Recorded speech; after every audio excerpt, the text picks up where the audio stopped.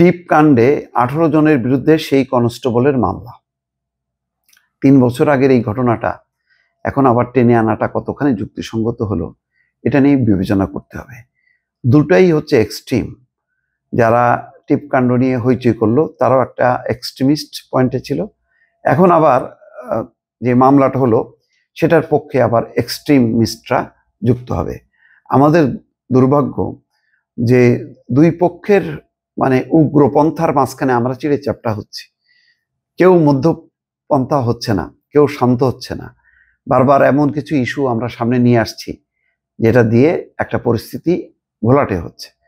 3 বছর আগের রাজধানীর ফার্মগেট এলাকার আলোচিত টিপকাণ্ডের ঘটনায় তেজগাঁও কলেজের শিক্ষিকা ডক্টর লতা সামাদ্দার, তার স্বামী ঢাকা বিশ্ববিদ্যালয়ের চারুকলা বিভাগের অধ্যাপক ডক্টর মলয় মালা সহ 18 জনের বিরুদ্ধে মানহানির মামলা দায়ের করা হয়েছে।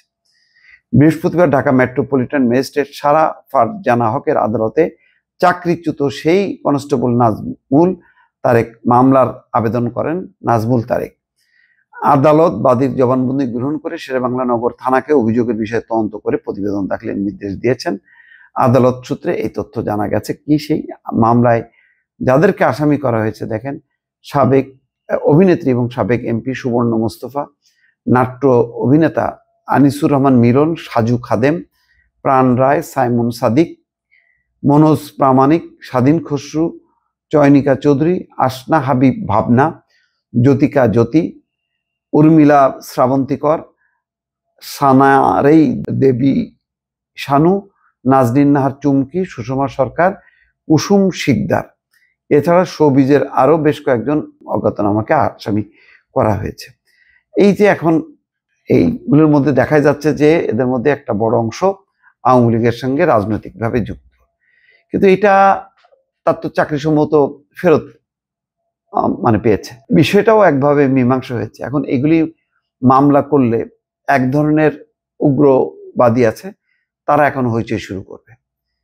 এটা পরিবেশ পরিস্থিতি ভালো হবে না। এখন দেশটাকে এমনভাবে রাখতে হবে যাতে পশ্চিমা বিশ্ব, ভারত কেউ বলতে না পারে যে বাংলাদেশে উগ্রপন্থার উদ্ভব হয়েছে। তো এই মামলাটা আবার সামনে নিয়ে আসাটা কতখানি যুক্তিসঙ্গত হলো সেটাই ভাবছি। 2022 সালে টিপ পড়া নিয়ে সামাজিক মাধ্যমে প্রতিবাদের সময় এসব তারকারা ইচ্ছাকৃতভাবে পুলিশের মানহানি ঘটিয়েছেন। এরাও আবার খুবই ওই সময় বেশ একটা উগ্রবাদী মেজাজ মর্জি তারা প্রদর্শন করেছিল।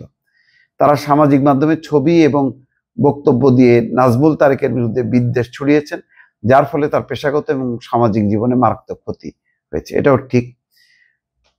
2022 সালে 2 এপ্রিল রাজধানীর ফার্মগেটে একটি বাইক লতা সামাদ্দারের পায়ে লাগার জেরে পুলিশের পোশাক পরা ব্যক্তি তাকে টিপ পড়ছস কেন বলে কটূক্তি করেন।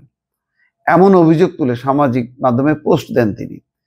ভাই, কে আসলে বলছে নাকি বলে নাই, এটা সামাজিক সোশ্যাল মিডিয়াতে পোস্ট দিতে হবে কেন? এরপর বিষয়টি ভাইরাল হয়, তো হবেই। এটা তো আরেক ধরনের একটা উগ্রতা। শোবিজ অঙ্গনের অনেক তারকা লতার পক্ষ নিয়ে টিপ পরা ছবি পোস্ট করেন, প্রতিবাদ করেন। সাজু খাদেম একটা বেটা লোক, সেও আবার টিপ করে আবার এটা প্রতিবাদ করছে।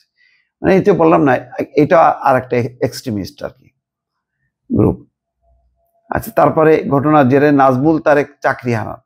পরে তিনি আইনি লড়াই যান এবং চাকরি ফেরতের আবেদনও করেন। বর্তমানে সেই মামলা প্রশাসনিক ট্রাইব্যুনালে বিচারাধীন। পাশাপাশি পুলিশের মহাপরিদর্শকের কাছেও চাকরি পুনর্বহালের আবেদন করেছেন তিনি। ঠিক আছে, চাকরিটা পুনর্বহাল হওয়া উচিত। এটা একটা খুবই ফালতু বিষয়।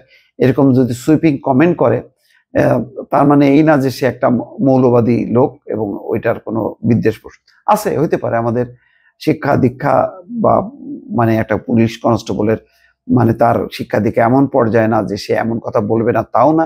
আর বললেও, যদি বলেও ফেলে, সেটাকে আবার সামাজিক যোগাযোগ মাধ্যমে ভাইরাল করে আরেক ধরনের উত্তেজনা তৈরি করা, এটা উচিত হয়নি।